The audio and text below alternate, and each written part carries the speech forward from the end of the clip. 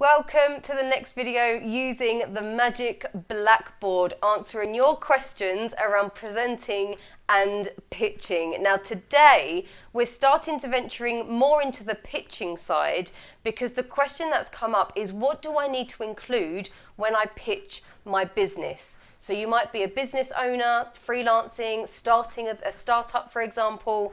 What are the fundamental things that you need to include? And that's what we're going to be focusing on today, and especially things to start thinking about around your business as well. So this is going to help whether you're pitching in a competition, for example, to investors, to attract users, clients, whatever it might be. These are some of the fundamentals to start thinking about, and you can probably spy the Magic Blackboard in the corner there. I'm going to bring that in just to show you what the key areas are. Now this is very much a whistle-stop tour. I could go into loads of detail, and this is really what I work with entrepreneurs on in much more detail. But here we go, let's try and tackle it in a short video here. Let's bring it in.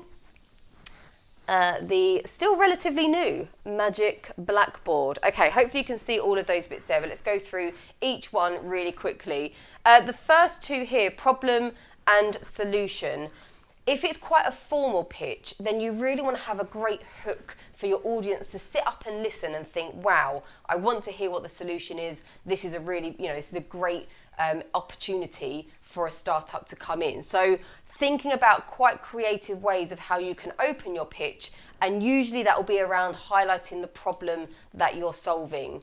And I could go into a whole new video on types of openers for pitches, but that's for another time. But thinking about what is the problem that you're solving with your business, and then linking that to almost connect the puzzle pieces with your solution. So what is the service or product that you're offering, and a little bit of detail around how it works, for example. So thinking about how best to present your solution. So those are normally the things to kick off and get that attention grabbing moment at the start. Then thinking about traction. So really, what's the interest in your business so far? Have you spoken to people? Have you sent out a survey? Maybe you're already doing business, so you've got some great stats on users or clients. Thinking about how you can present that as well. So almost sort of what's the interest in the business? Let's get that credibility in there as well. USP, so what's your unique selling point? I didn't want to fit competitors on the board, it was too long, but really what makes you stand out from others who are doing something similar to you, who might be operating in your space? What's your USP, and focusing on what you bring to the table and what makes you different, not necessarily talking about your competitors at length. What is it that makes you different? And then we venture into sort of the market, so making it quite clear of who your target market is, but also what the opportunity is in terms of the market you're operating in. So that kind of covers two areas, especially if you're pitching to investors, for example. What's the opportunity in the market, but who are you going after as well?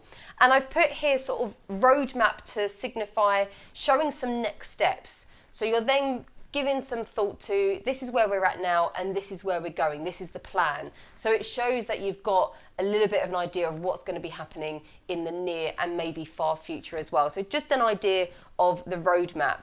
Now the other two things I've included here, with them, many of you will know, what's in it for me.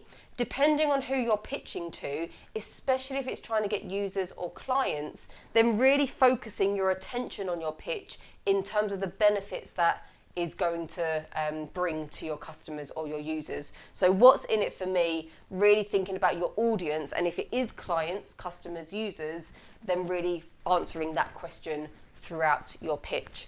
And CTA stands for call to action. So if it is quite a formal pitch, have a bit of a call to action at the end. What do you want your audience to do at the end of hearing your pitch? Are you looking for referrals for people that might be able to help you on your journey?